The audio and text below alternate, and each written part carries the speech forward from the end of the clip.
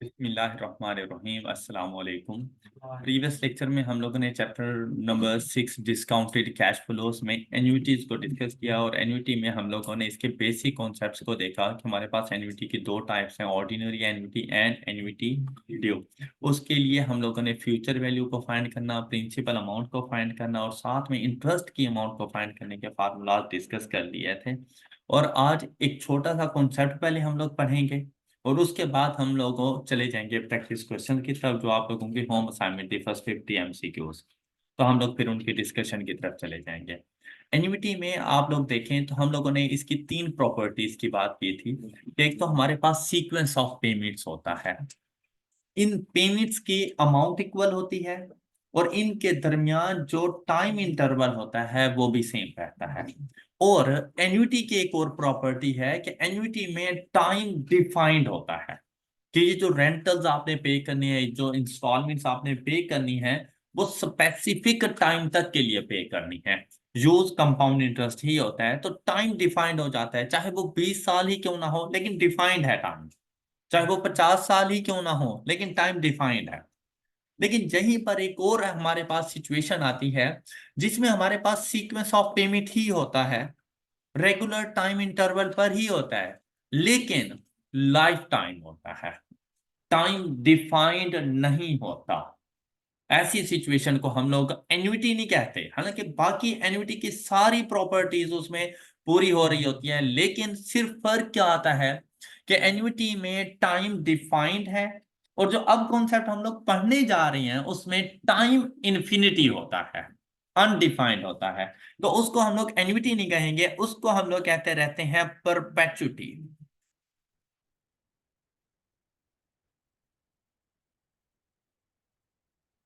Perpetuity, perpetuity भी बिल्कुल annuity की तरह दो किस्म की होती है हमारे पास।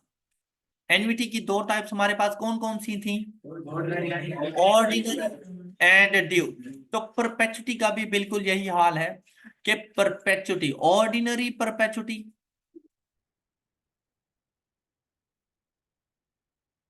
And perpetuity due. अच्छा, क्या आप बता सकते हैं कि ऑर्डिनरी एन्युइटी कौन सी एन्युइटी होती थी?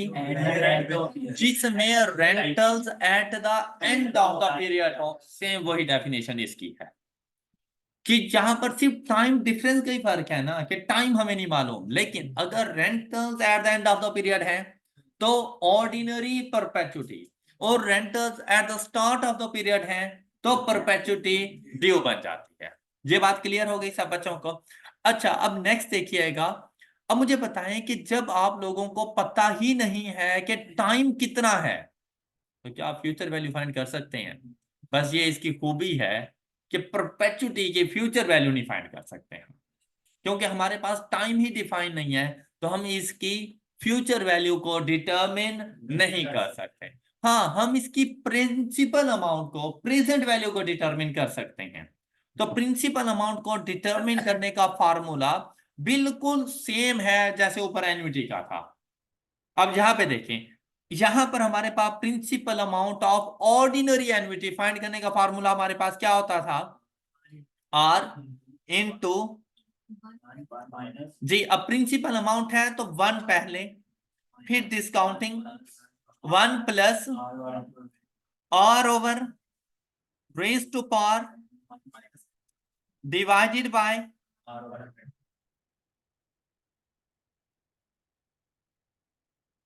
ये बात क्लियर है? बेटा ये एन तो आपको उस टाइम पर पता होगा ना जब टाइम डिफाइन होगा। जब टाइम डिफाइन ही नहीं है तो यहां पर एन रिप्लेस हो जाएगा हमारे पास इन्फिनिटी के साथ। लाइफ टाइम चलता है ना ये, तो एन हमारे पास चला जाएगा इन्फिनिटी। ऑलराइट। अच्छा, अब अगर आप लोग यहां पर देखें तो हमेशा याद रखिएगा कि any constant number raise to power infinity is equal to zero. Any constant number raise to power infinity is equal to, तो ये पूरा फैक्टर जीरो हो जाता है। Alright.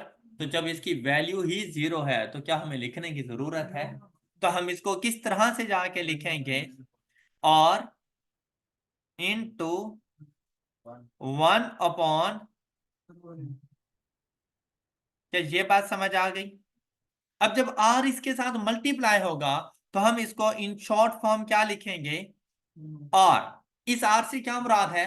Amount of rental divided by r/m। और r/m से क्या मुराद है? Periodic rate. मींस दैट कि जब आप लोगों ने ऑर्डिनरी परपेचुटी की प्रिंसिपल अमाउंट फाइंड करनी हो तो अमाउंट ऑफ रेंटल को सिंपली डिवाइड कर दो पीरियोडिक रेट के साथ, तो आपके पास प्रिंसिपल अमाउंट आ जाएगी। क्लियर? ऊपर वाले फार्मूला जस्ट आपको नॉलेज देने के लिए थे। जो फार्मूला आपने यूज करना है वो आपके पास ये वाला है, इसको यूज करना है। जब भी अब परपेचुटी की बात आएगी उसकी प्रिंसिपल अमाउंट को फाइंड करना, तो आपने इस फार्मूले के ऊपर फोकस करना है। कोई इशू किसी को? अच्छा, नेक्स्ट मेरी बात सुने। अब अगर हम लोग ड्यू की बात करें तो भाई ऑर्डिनरी और ड्यू के फार्मूले में क्या डिफरेंस आता था? एक एक कंपाउंडिंग फैक्टर मल्टीप्लाई हो जाता था ऑर्डिनरी के प्रिंसिपल अमाउंट के साथ, ऐसे ही था ना? तो देखिए, अगर मैंने principal amount of due perpetuity find करना हो तो मेरे पास सबसे पहले तो ये वाला फार्मूला आ जाएगा, और अपॉन, और इसको मल्टीप्लाई कर देंगे। बेसिक रूल हमारा ये है। किसी को कोई एतराज? अब इसको ना जरा सिंप्लीफाई करते हैं।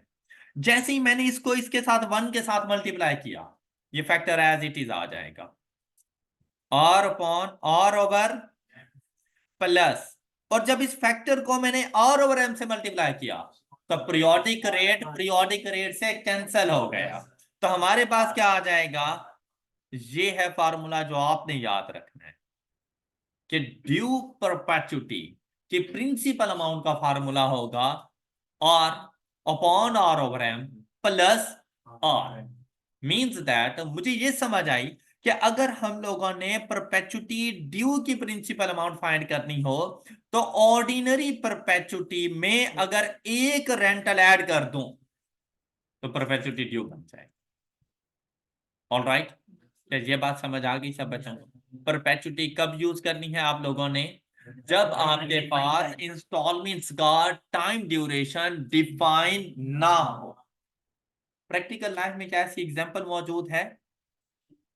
पेंशन सबसे बेहतरीन इसकी जो हमारे पास एग्जाम्पल है वो है पेंशन।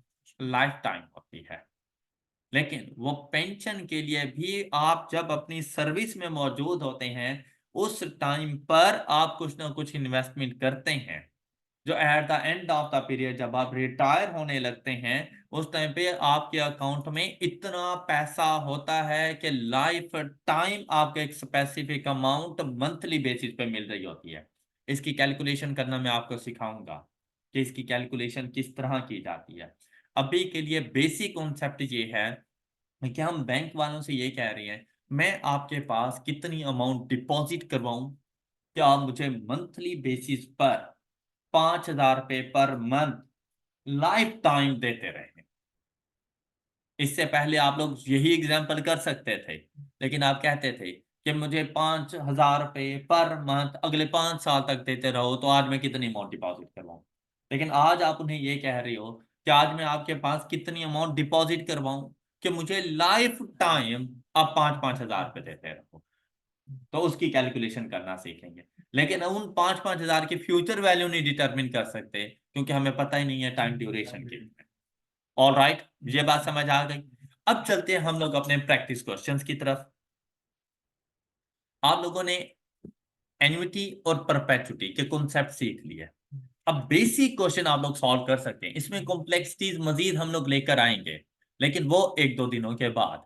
अभी हम लोग बेसिक कॉन्सेप्ट्स पे रहेंगे। ये बिल्कुल ऐसे ही जैसे सिंपल और कंपाउंड इंटरेस्ट में स्टार्ट में आपने बिल्कुल सिंपल क्वेश्चन सॉल्व किया, फिर आप लोगों ने रेट्स को भी चेंज किया, अमाउंट्स को भी चेंज किया, इस किस्म के क्वेश्चन। तो एन्युटी में भी हम बिल्कुल ऐसा करेंगे कि हम लोग रेट्स भी चेंज करेंगे टाइम ड्यूरेशन के अंदर। हम इवन के इंस्टॉलमेंट्स की अमाउंट्स को भी चेंज करना सीखेंगे और फिर देखेंगे हमारे पास फ्यूचर वैल्यूज क्या बनती हैं।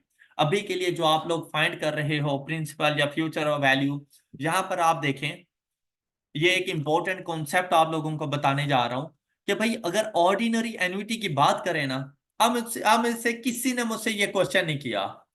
सब फ्यूचर वैल्यू के साथ तो कंपाउंडिंग फैक्टर समझ आता है कि फ्यूचर वैल्यू है तो कंपाउंडिंग फैक्टर, लेकिन प्रिंसिपल अमाउंट के साथ आप कंपाउंडिंग फैक्टर क्यों लगा रहे हैं? अब में से किसी ने क्वेश्चन नहीं किया, हालांकि कर सकते थे कि प्रिंसिपल अमाउंट के साथ तो डिस्काउंटिंग फैक्टर यूज होता है, आप यहाँ पे कंपाउंडिंग फैक्टर क्यों लगा रही हैं? आपने किसी ने नहीं किया। आप लोग इस क्यों का आंसर जरूर फाइंड किया करें, फिर आपके लिए वो जिंदगी आसान हो जाती है, आपको पता चल जाता है कि हम ऐसा क्यों करते हैं। अब मैं आपको इसकी रीजन बताने जा रहा हूं, और ये रीजन आपने हमेशा याद रखनी है। बाद में आपको ना ऑर्डिनरी है या ड्यू है, आपको इस बात की टेंशन नहीं रहेगी। आपको सिर्फ ये जो बात अब मैं बताने जा रहा हूं, आपने सिर्फ उसके ऊपर फोकस करना है। हमेशा याद रखना, ऑर्डिनरी एन्युटी के अंदर प्रिंसिपल अमाउंट फर्स्ट रेंटल से वन टाइम ड्यूरेशन पहले की वैल्यू होती है। मैं फिर से रिपीट करता हूं, ऑर्डिनरी एन्युटी में प्रिंसिपल अमाउंट फर्स्ट रेंटल से वन टाइम ड्यूरेशन पहले की वैल्यू होती है। अब इसको यहां पर देखें तो हमारा पहला रेंटल देखें कहां पे था, eight the end of 1 year, लेकिन प्रिंसिपल अमाउंट मैंने कहां की फाइंड की है, 0 टाइम ड्यूरेशन की। तो क्या मैं वन टाइम ड्यूरेशन पहले की वैल्यू नहीं फाइंड कर रहा?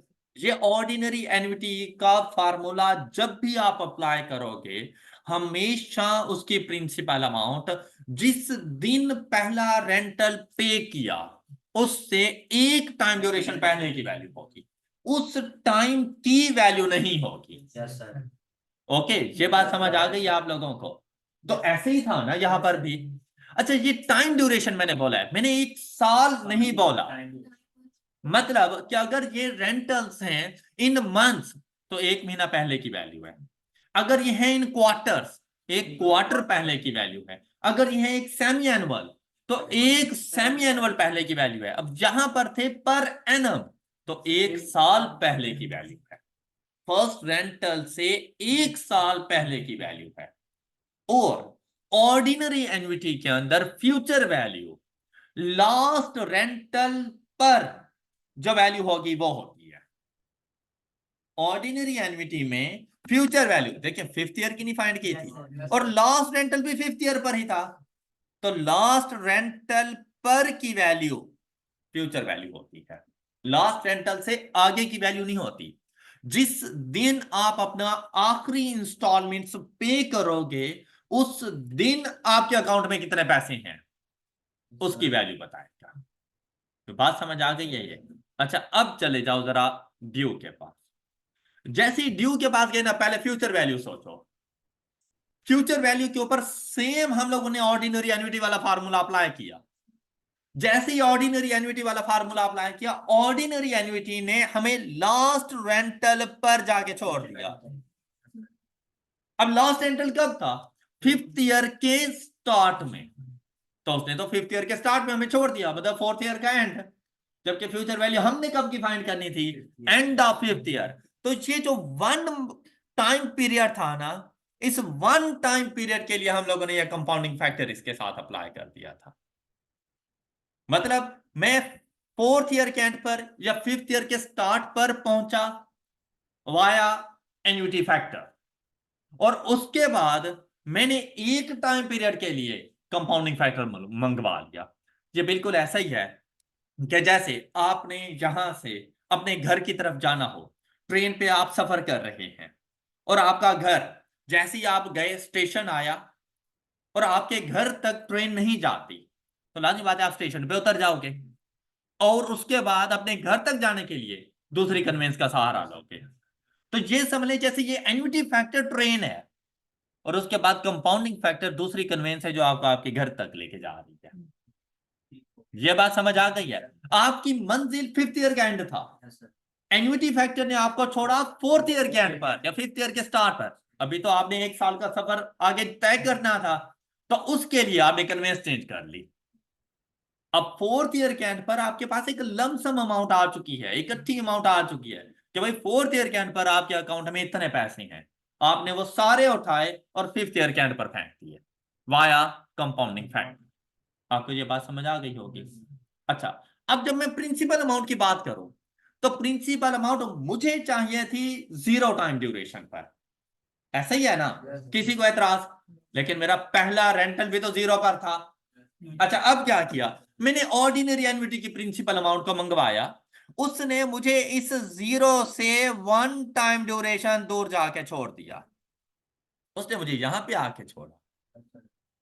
मतलब अब मुझे एक बात बताओ कि आप ट्रेन के जरिए अपने घर जा रहे हो और स्टेशन से कुछ देर पहले ही आपका घर नजर आ जाता है कि यार ये देखो ये मेरा घर है, वहीं से जंप लगा लोगे, जिस स्टेशन तक जाओगे और वहां से फिर वापसी आओगे, ऐसा है ना? तो यहां पर भी बिल्कुल ऐसा ही है। अब जब आपने ऑर्डिनरी एन्युटी की प्रिंसिपल अमाउंट उठा ली थी तो उसका तो रूल था कि भाई फर्स्ट रेंटल से 1 टाइम ड्यूरेशन पहले, आपने कहा चलें ठीक है आप हमें वहां पर छोड़ देना। अब ऑर्डिनरी एन्युटी ने आपको -1 तक छोड़ा। अब बेटा इसके साथ डिस्काउंटिंग फैक्टर अप्लाई करते हैं तो फिर तो इससे 1 साल और पीछे चले जाते हम, जबकि मैंने कहा आना था 0 पर, तो -1 से आगे की तरफ आऊंगा तो वाया कंपाउंडिंग फैक्टर आऊंगा। इस वजह से प्रिंसिपल अमाउंट के साथ मैंने कंपाउंडिंग फैक्टर अप्लाई किया। ओके, सिर्फ इतना फर्क होता है ऑर्डिनरी में और ड्यू में। आई होप कि आपको ये कॉन्सेप्ट समझ आ गया होगा। अब जब फ्यूचर में हम लोग क्वेश्चन करने लगेंगे ना, भाई आप ऑर्डिनरी और ड्यू के चक्रों से बाहर निकल जाना और आपने सिर्फ ये देखना है कि ये जो मैं आपने ऑर्डिनरी का ही फार्मूला अप्लाई कर लेना है और फिर ये देखना है कि ऑर्डिनरी का फार्मूला अप्लाई करके बेसिकली मैं कौन सी वैल्यू तक पहुंच चुका हूं और फिर डिसीजन लेना मैंने जाना कहां पे है। तो वो जहां पर आपने जाना हो उसके लिए वो कंपाउंडिंग फैक्टर अप्लाई कर अगर जरूरत पड़े तो। ऑलराइट, ये बात समझ आ गई। अब चलते हैं प्रैक्टिस क्वेश्चन की तरफ। ये बहुत इंपॉर्टेंट पॉइंट था और आई होप कि आप लोगों को समझ आ चुका है ये। जी, अब इनमें काफी सारे आपके थ्योरी बेस्ड क्वेश्चन हैं। बेटा मेरी बुक में थ्योरी तो जिस तरह से गिवन है आप लोगों ने एज इट इज कर लेनी है, मतलब इसमें न्यूमेरिकल क्वेश्चन भी हैं, थ्योरेटिकल क्वेश्चंस भी हैं, बहुत से कॉन्सेप्ट्स आपसे पूछे गए हैं, तो इनको तो आप लोगों ने एज इट इज कर लेना है। और ये वो थ्योरी बेस्ड क्वेश्चन है जो मैं आपके साथ लेक्चर डिलीवर करते हुए डिस्कस कर लिया करता हूँ, फिर भी कोई इशू हो तो पूछ सकते हो। ये एक एक क्वेश्चन नहीं सॉल्व करने वाले, जो आप लोगों को इश्यूज है ना हम उनको डिस्कस करेंगे। ओके, तो फर्स्ट क्वेश्चन हमारे पास 19 से पहले किसी का कोई क्वेश्चन? 13,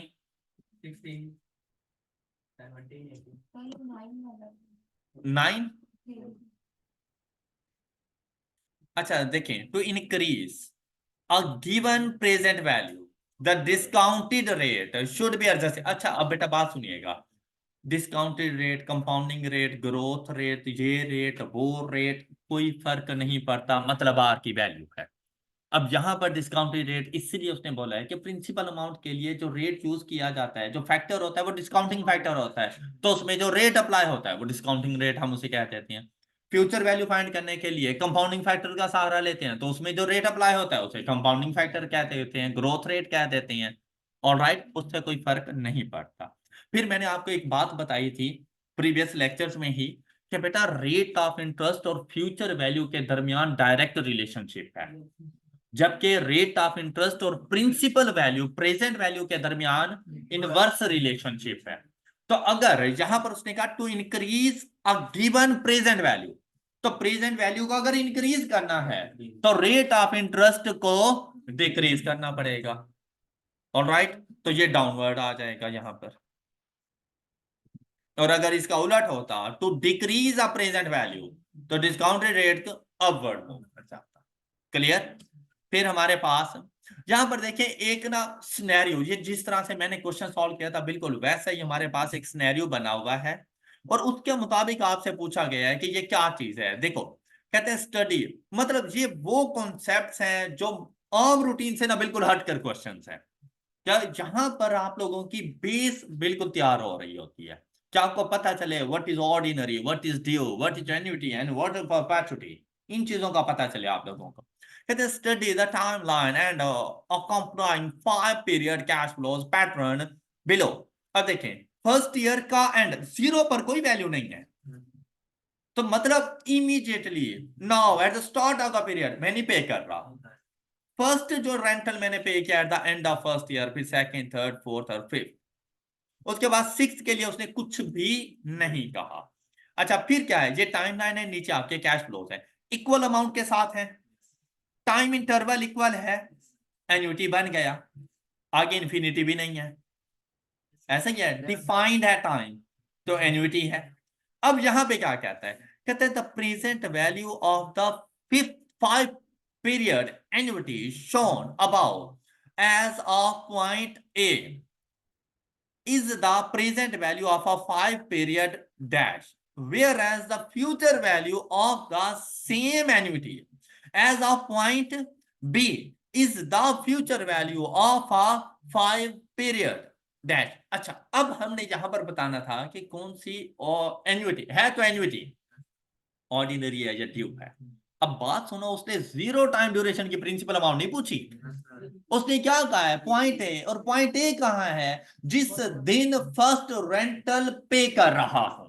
कहता है उस दिन की प्रिंसिपल अमाउंट अगर मैं फाइंड करूं तो मैं कौन सी एन्युटी यूज करूंगा, एन्युटी ड्यू। फिर उसने ये कहा है कि पॉइंट बी मेरी फ्यूचर वैल्यू है, और अगर मैं उस दिन की फ्यूचर वैल्यू फाइंड करूं तो मैं कौन सी एन्युटी यूज करूंगा, ऑर्डिनरी। ऑल राइट, तो यहां पर ऑर्डिनरी बाद में आएगा और ड्यू पहले आ जाएगा।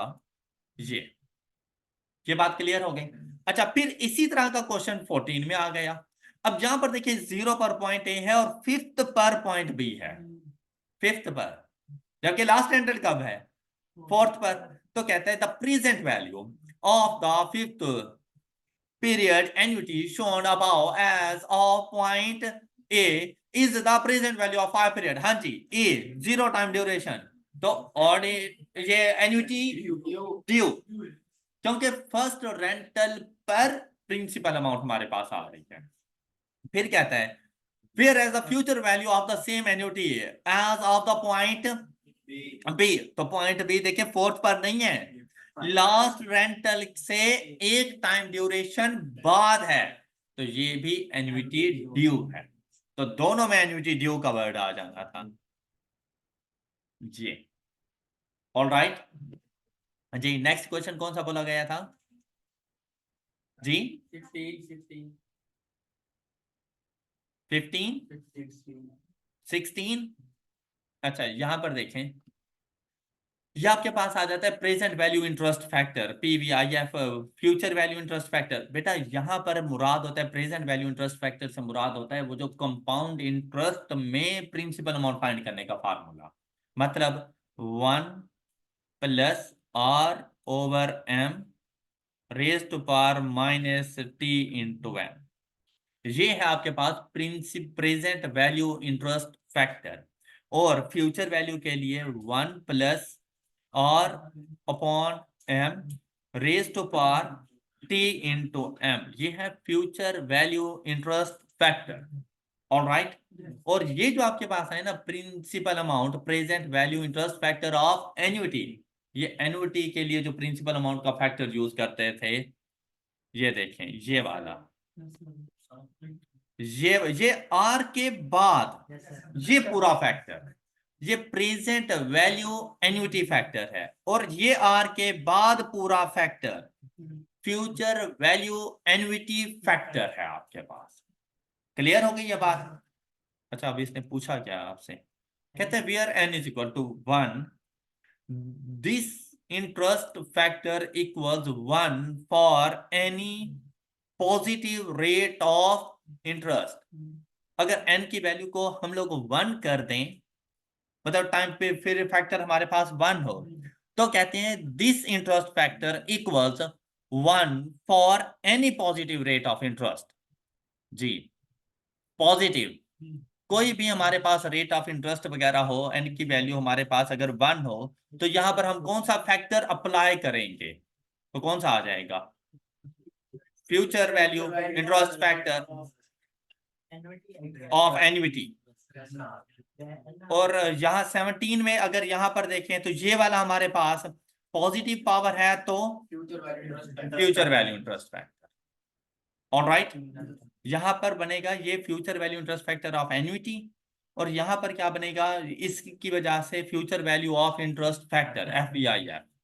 इसी तरह 5 year annuity due, 5 year annuity due, तो एंड पे कंपाउंडिंग फैक्टर भी लगना है।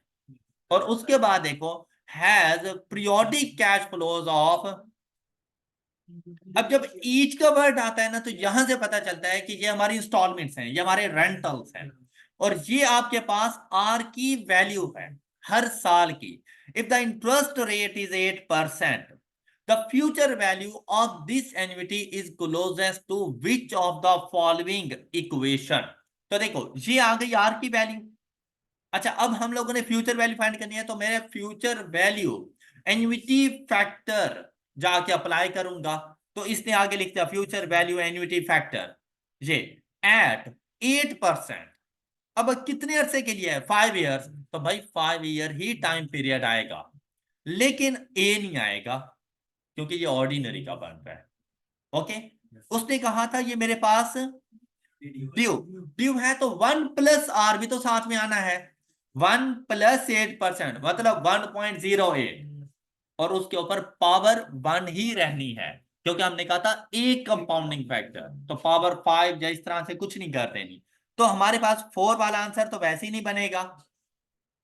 और यहां पर देखें हमारे पास इन दोनों में से ये देखें +100 नहीं आना, मेरे पास ये वाला आंसर आ जाए।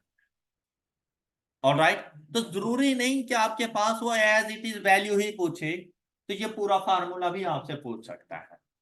Present value annuity factor at 8% for 5 periods multiplied by 1 + R 1.08। बेटा 17 वाला तो सिंपल सा ये फ्यूचर वैल्यू का फार्मूला है ना ये, तो n means t into m, कोई फर्क नहीं पड़ता। n से मुराद हमारा वही टाइम ड्यूरेशन ही होता है। Okay, and n is equal to t into m, ये एन्युटी का फैक्टर नहीं है, और पॉजिटिव पावर की वजह से फ्यूचर वैल्यू इंटरेस्ट फैक्टर है।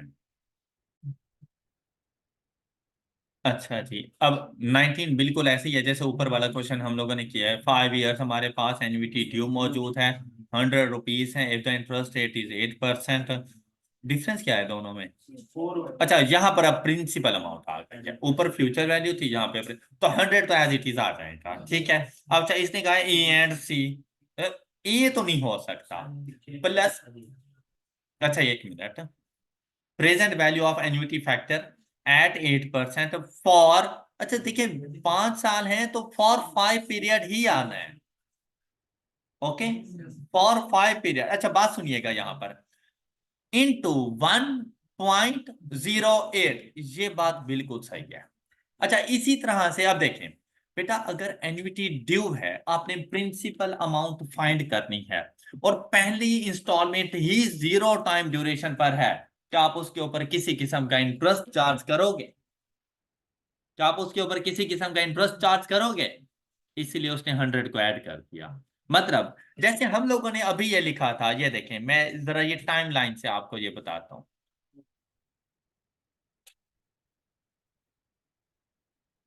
1 2 3 4 5 0, लेकिन पहली इंस्टॉलमेंट ही इधर है, फिर अगले 5 इंस्टॉलमेंट मतलब 5 साल तक ये कुछ इस तरह से। क्या आपको ये बात समझ आ गई?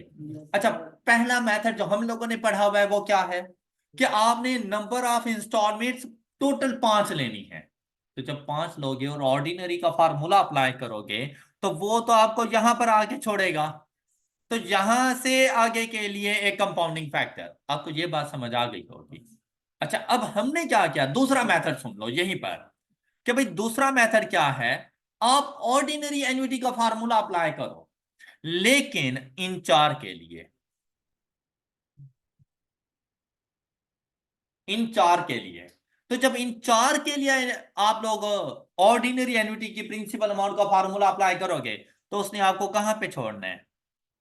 अब उसके लिए तो पहला रेंटल ये है, उसने आपको 0 पे छोड़ देना है। अब यहां पर आकर सिंपली 100 ऐड कर दो, तो आपके पास ए एंड सी दोनों ठीक है। ये उसने सिर्फ, जो अभी आप लोगों को लॉजिक्स मैंने बताई थी कि एट द एंड आप लोगों ने ये नहीं देखना कि ऑर्डिनरी या ड्यू, आपने ये देखना है कि इस फार्मूले के बाद मैंने कहां पहुंचना है। तो बेटा आप ये देख रहे हैं कि मैंने जब 0 पर आना है, 0 पर 100 रुपीज है, 100 रुपीज के ऊपर तो किसी किस्म का फैक्टर अप्लाई होना ही नहीं है, तो इसलिए 100 को आप एज इट इज ऐड कर देते हो, और रिमेनिंग 4 के ऊपर जाकर आप present value annuity factor apply करते थे को। Got it? ये बात समझ आ गई सब बच्चों को? नेक्स्ट बताएं क्वेश्चन 27।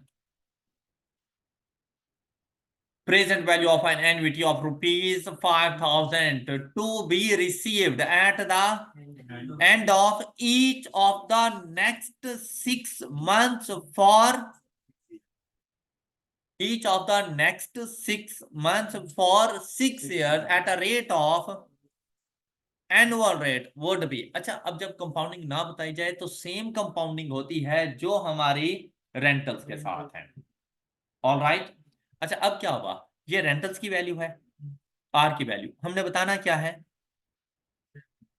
और eight the end of each of the next 6 month, मतलब सेमी एनुअल बात कर रहा है कि हर 6 माह के बाद आपको ये मिलनी है और अगले 6 साल तक मिलना है।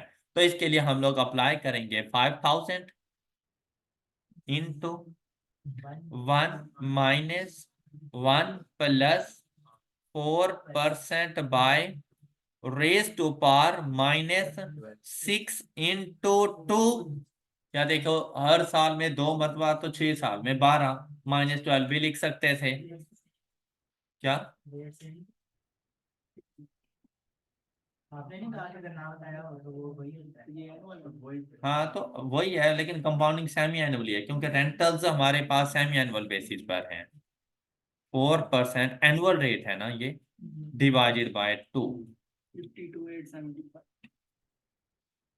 ये आंसर बन जाएगा। 26 सर, जो क्वेश्चन नंबर 22 है ना, अच्छा, उसमें हमने यूगा डिफाइन कर दिया ना। एन 8 ईयर एन्युइटी, तो ये तो लिखा हुआ है। तो सर इसमें ड्यू इससे करें तो बीटा आंसर बन रहा है, अगर ऑर्डिनरी से करें तो डी वाला और पीछे डी करेक्ट है। अच्छा, an 8 years annuity due has a present value of rupees if the interest rate is the amount of each annuity payment is closest to which of the following। अच्छा, अब इसके मुताबिक देखें, प्रिंसिपल अमाउंट उसने खुद बता दिया प्रेजेंट वैल्यू, तो हम इसको लिखेंगे 1000। रेंटल हम लोगों ने बताना है इनटू 1 माइनस 1 प्लस 5%। अच्छा, एनुअल है ये, amount of each annuity payment is closest to which of the following present, तो एनुअल ही होगा। 8 इयर्स एन्युटी ड्यू। अच्छा, रेज टू पावर 8 इयर्स है तो -8 डिवाइडेड बाय 5% इनटू 1 प्लस 5%। अब इससे देखें आर की क्या वैल्यू आ रही है, 147.3 से, इसको ठीक करेंगे।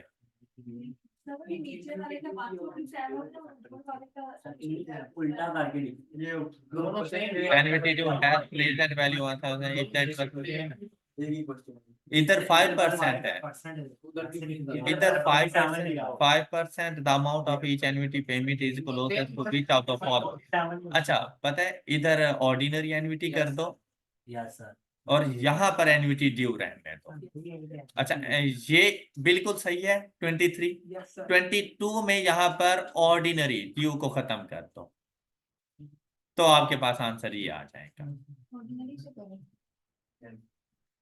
ये इस तरह से है। ओके, 32 में आंसर आता है 989816 ना। 990 तो 2 रुपीज का डिफरेंस है, कोई बात नहीं, मुझे दे दो extra. Question number 26, you are receive ₹1,000 every month. अब ये जब जैसी एवरी का वर्ड आ जाता है ना तो सीक्वेंस ऑफ पेमेंट शुरू हो जाता है और ये अमाउंट बन जाती है आपके रेंटल और मंथली बेसिस पर है और वो फॉर 50 मंथ्स। अच्छा अब देखो यहाँ पर जो टाइम ड्यूरेशन है ना वो एग्जैक्ट 50 मंथ, तो नंबर ऑफ रेंटल्स 50 ही है, यहाँ पे T इंटू M करने की जरूरत नहीं है। ऑल राइट, 50 मंथ्स के लिए 50 ही इंस्टॉलमेंट्स आप रिसीव करोगे ना तो पावर में आपके पास 50 चला जाएगा। फिर आपके पास वैल्यू आती है यू और your rate of discount is 0.6 per month. अब यहां पर आपको नॉमिनल रेट ऑफ इंटरेस्ट नहीं गिवन, पीरियोडिक गिवन है, डिवाइडेड बाय M करने की जरूरत नहीं थी इसको, और ये 0.6% है। अब नेक्स्ट देखें, what is the present value of you of this cash flow. अच्छा अब हम लोग लिखेंगे 1000 into 1 minus 1 plus 0.6% raise to power minus 50 upon 0.6%। ये आपके पास क्वेश्चन का सोल्यूशन है। ऑल राइट, ना तो रेट को डिवाइडेड बाय 12 करने की जरूरत थी, ना ही 50 को मल्टीप्लाइड बाय 12 करने की जरूरत थी। And answer is 3086। अच्छा नेक्स्ट क्वेश्चन क्या बोला? सर 30 में BL का बनता है पीछे B। अच्छा question number 30, what is the present value of 2500 semi annual payments received at the beginning of each period. तो ड्यू लग जाना है। Okay, for the next 10 years the rate of interest is 6%। Principal amount find करनी है 2500 1 minus 1 plus 6% by question silent जी, semi annual है ना। Question silent हो तो रेट ऑफ इंटरेस्ट पर एनम और कंपाउंडिंग वैसी होगी जैसे रेंटल्स हैं। ऑल राइट, अगर कुछ डिफरेंस हुआ तो वो आपको खुद बताएगा। सेमी एनुअल पेमेंट सी, इसलिए रेट ऑफ इंटरेस्ट को कंपाउंडिंग सेमी एनुअल कंसीडर किया हम लोगों ने, और पावर में चले जाएंगे minus 10 into 2 divided by 6% by 2 1 plus 6% by 2 and the value is A option. And question number 32, find the present value of an annuity of 1000 at the end of each year for 14 years 5% per annum compounding annually। तो इसकी जब आप लोगों ने principal amount को find करना हो तो उसके लिए रेंटल्स की अमाउंट आपके पास आ गई 1000 into 1 minus 1 plus 5% raise to power minus 14 upon 5% and the value is 9898.64। तो वो थोड़ा बहुत राउंड ऑफ करके 9900 हम लोगों ने लिख दिया। ऑल राइट,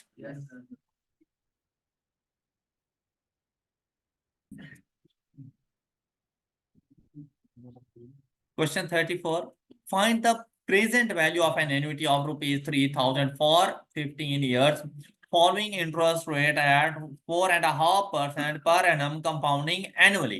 अच्छा अब यहां पर ना इससे पता चल गया कि ये जो रेंटल्स हैं ये पर एनम है। ओके, अब यहां पर देखें 15 years हैं तो मेरे पास एन की वैल्यू भी 15 जाके बनेगी। तो इस क्वेश्चन को सॉल्व करने के लिए 3000 इंटू 1 माइनस 1 प्लस 4.5% जी raise to power minus divided by 4.5%। अच्छा और कुछ नहीं था तो ऑर्डिनरी 32218 32218 मतलब वो राउंड ऑफ करके 20 बन गया। ऑल राइट, अच्छा यहाँ पे बात सुनो, अगर मैं इसको ये 3000 कैंसिल करूं तो ये है डिस्काउंटिंग फैक्टर की value at the rate of 4.5% for 15 years। अब बुक में क्या होता रहता है कि हम लोग इस पूरी वैल्यू के साथ मल्टीप्लाई करते हैं। बुक में क्या होता रहता है कि वो इन्होंने लेनी होती है वैल्यू 10.7395, 10.7395, 3 डेसिमल या 4 decimal places multiplied by 3000 is equal to, तो थोड़ा बहुत तो डिफरेंस आता है वैल्यूज के अंदर। तो ये 1 रुपी 2 रुपीज के डिफरेंस कोई डिफरेंस नहीं है फाइनेंस के अंदर। मतलब आपको वैल्यूज इतनी क्लोज क्लोज नहीं मिलेंगी कि पॉइंट्स के बाद कोई डिफरेंस हो ऑप्शंस में, ऐसा कुछ नहीं होता। तो जो क्लोज आंसर हो उसको आप लोगों ने टिक कर देना होता है। तो ये आंसर आपका ठीक हो गया। And the next question is question 40। Assume you are to receive a 20 years annuity with annual payment of rupees 50। तो n की वैल्यू 20 ही होगी, एनुअल पेमेंट 50, तो ये आपके पास r की वैल्यू है, कैपिटल R की वैल्यू है, ऐसे ही है ना। The first payment will be received at the end of year 1 and the last payment will be received at the year of 20। तो बेटा बेसिकली उसने कहा ऑर्डिनरी, ओके, लेकिन सिर्फ अपने अल्फाज को उसने चेंज कर दिया।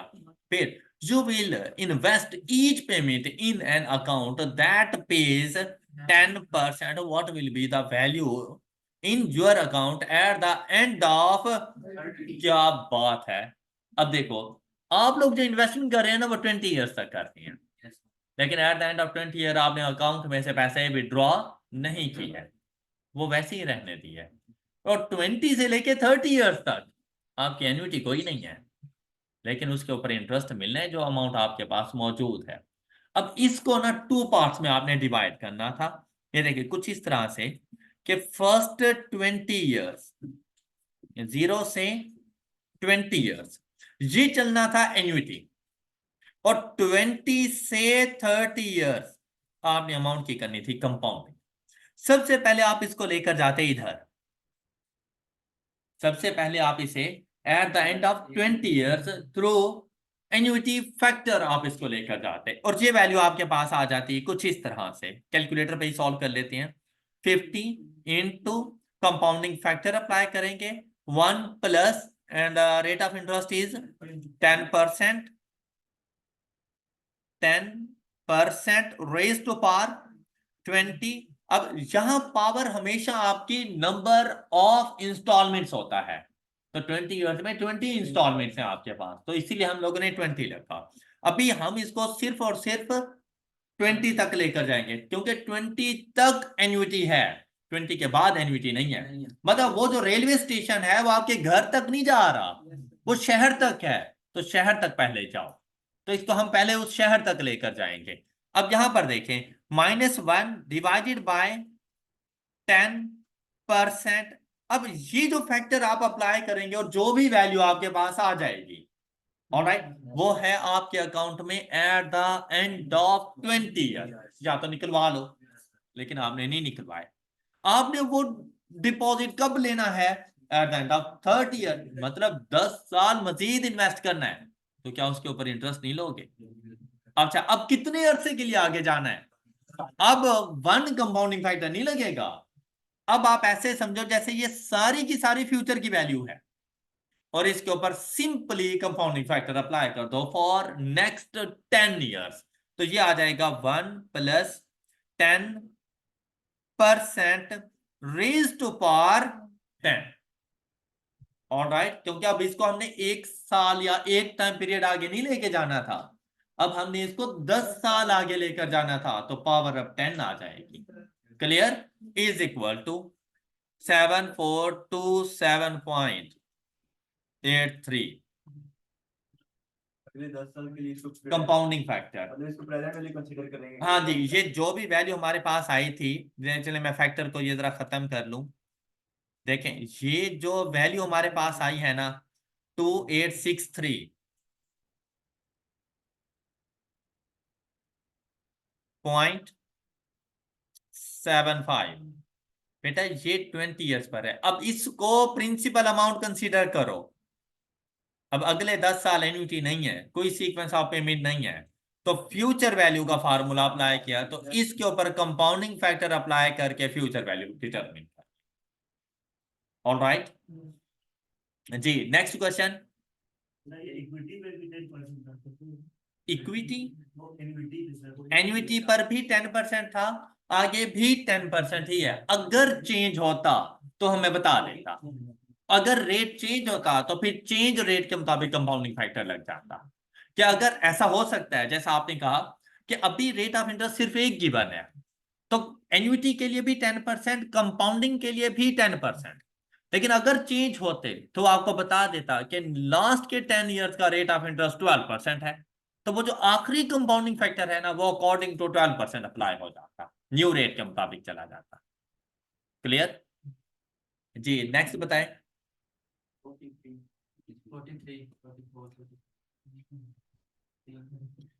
You are considering investment in zero coupon bond that sells rupees at maturity in, it will be redeemed for rupees 1000. What approximate annual rate of growth does this present? हाँ जी, आप लोगों को इन्वेस्टमेंट करने का सोच रहे हैं, दैट सेल्स फॉर रुपीज, एक आपके पास बॉन्ड है जो कि 250 रुपीज में आपको मिल रहा है, eight maturity in 16 years it will be redeemed for rupees 1000. What approximate annual rate of growth does this represent? तो इसके ऊपर एनुअल रेट ऑफ ग्रोथ आपके पास क्या अप्लाई हो रहा है? इसमें किसी किस्म का एन्युटी का कोई फैक्टर नहीं मिल रहा आपको। ओके, तो यहाँ पर 250 सिंपली आपकी प्रिंसिपल अमाउंट है, 1000 आप लोगों की फ्यूचर वैल्यू है, और ग्रोथ रेट जाके आप लोगों ने फाइंड कर लेना है। तो जी, future value is equal to principal amount into 1 plus R percent and raise to power 16,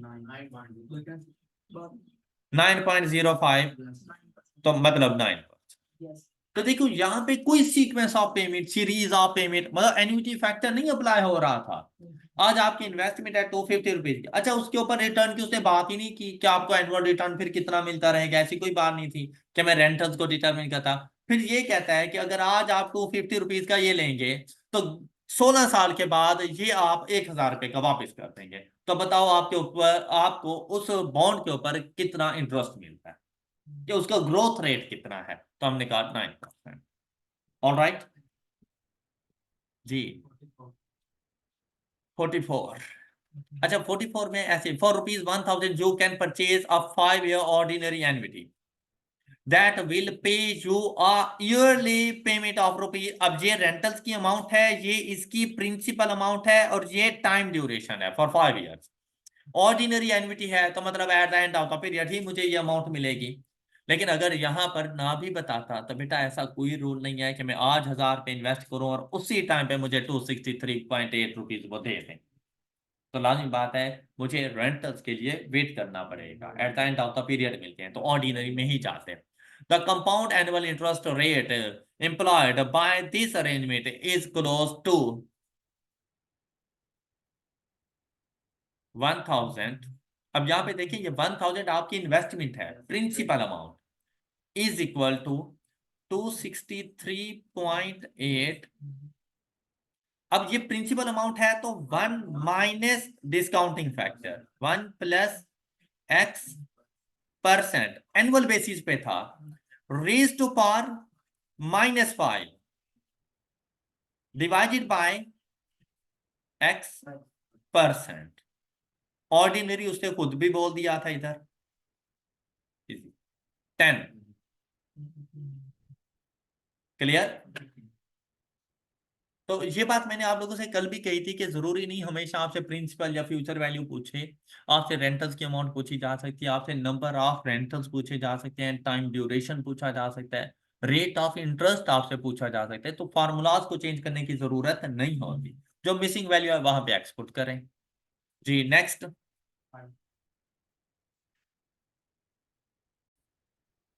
question 48, the present value of annuity of rupees 1000 for 11 years to begin with the maturity of a life insurance policy at the end of 4 years, interest at 5% per annum compounding annually is। अच्छा यहाँ पे बेटा twist पता है क्या है कि आपके पास ना जो एन्युटी स्टार्ट हो रही है ना वो फर्स्ट ईयर के एंड से नहीं हो रही, वो फोर्थ ईयर के एंड से हो रही है। तो इसे कहा जाता है डिलेड एन्युटी। और डिलेड एन्युटी का कॉन्सेप्ट वैसे हम लोगों ने पढ़ना था, लेकिन अब आपको यहाँ पर ये बात समझ आ जाएगी। ये देखें, ये 0 टाइम ड्यूरेशन है, हमने यहाँ तक की वैल्यू फाइंड करनी है। फिर यहां से आगे ये टोटल टाइम ड्यूरेशन, ये मौजूद है मेरे पास फोर्थ ईयर का एंड ऑफ ईयर 4, और एंड ऑफ ईयर 4 पर जाकर आपने पहली इंस्टॉलमेंट पे कर दी। ऑलराइट, उसके बाद आगे 11 इयर्स तक आप इंस्टॉलमेंट पे करते रहे। ऑलराइट, तो आगे चाहे जितना मर्जी टाइम था हमें उससे कोई फर्क नहीं, लेकिन टोटल नंबर ऑफ रेंटल्स आपने कितने पे किए? 11। इन टोटल आप लोगों ने कितने रेंटल्स पे किए? फॉर 1000 फॉर 11 इयर्स पे करना है, 4 साल के बाद 11 साल। ओके, मतलब टोटल 15 साल है। 4 साल के बाद 11 साल तक आपने ये रेंटल्स पे करने हैं। ये नहीं है कि 11 इयर्स तक और स्टार्ट तो 7 नहीं, जो नंबर ऑफ रेंटल्स हैं वो 11 है आपके पास। ओके, अब यहां पर देखें, आप सबसे पहले इधर 1000 इनटू प्रिंसिपल अमाउंट फाइंड करनी है, तो 1 minus 1 plus 5%, 5% raise to power minus 11, 5%। अब यहां तक देखो तो मैंने ऑर्डिनरी एन्युटी का फार्मूला अप्लाई किया, ऐसा ही है ना। और ऑर्डिनरी एन्युटी हमें कहां पर लेकर आएगी? फर्स्ट रेंटल से एक टाइम ड्यूरेशन पहले यहां पर लेकर आई। अब मैंने इसको आगे 4 पे लेके जाना है क्या? कहां लेके जाना है? 0 पे। 0 पे लेके जाना है तो यहां से तो वापसी आऊंगा। अगर वापसी हूं तो कौन सा प्रोसेस होता है? Discounting factor. लेकिन डिस्काउंटिंग फैक्टर कितने अरसे के लिए? 3 साल के लिए। ऑलराइट, अब इसके साथ आपने डिस्काउंटिंग फैक्टर अप्लाई करना था, 1 plus 5% for 3 years minus 3। Clear?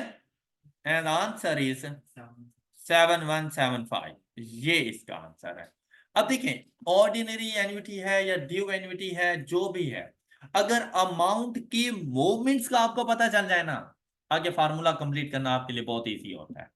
कि आप ऑर्डिनरी एन्युटी का फार्मूला लगा के, चाहे फ्यूचर वैल्यू हो चाहे प्रिंसिपल हो, आप कहां तक पहुंच जाते हैं और आपने पहुंचना कहां था। तो अगली कन्वेंस आप लोग खुद सोचते हो कि अब मैंने आगे कैसे जाना है। तो ऑर्डिनरी एन्युटी का फार्मूला अप्लाई किया तो फोर्थ ईयर के एंड पर पहला रेंटल था, तो ऑर्डिनरी एन्युटी की प्रेजेंट वैल्यू ने मुझे थर्ड ईयर पे आके छोड़ा। तो थर्ड ईयर से मैंने वापसी 4 पे नहीं जाना, मैंने तो थर्ड ईयर से वापसी 0 पर आना है। तो अब क्या करूंगा? 3 इयर्स के लिए डिस्काउंटिंग फैक्टर अप्लाई करवा। क्लियर? आई होप कि अब ये सारे क्वेश्चन आप लोगों को समझ आ चुके होंगे। नेक्स्ट क्वेश्चन आप लोगों ने प्रैक्टिस कर लेने। अब आपने काफी सारी चीजें पढ़ ली हैं, इसमें से आप लोग नेक्स्ट क्वेश्चन सॉल्व कर सकते हैं। अच्छी खासी प्रैक्टिस करके आनी है आप लोगों ने।